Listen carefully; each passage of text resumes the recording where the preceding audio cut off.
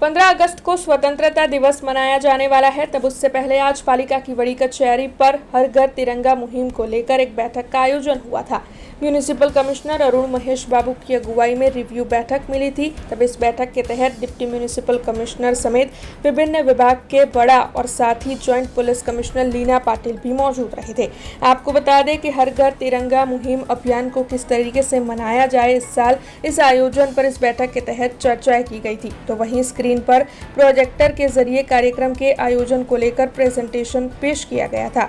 तो वहीं बैठक में सप्ताह के दौरान शहर के जितने भी विकास लक्ष्य कार्य लिए गए हैं उन पर भी चर्चा की गई थी और बैठक के अंत में इस बारे में joint police commissioner Leena Patil की ओर से ज्यादा जानकारी दी गई।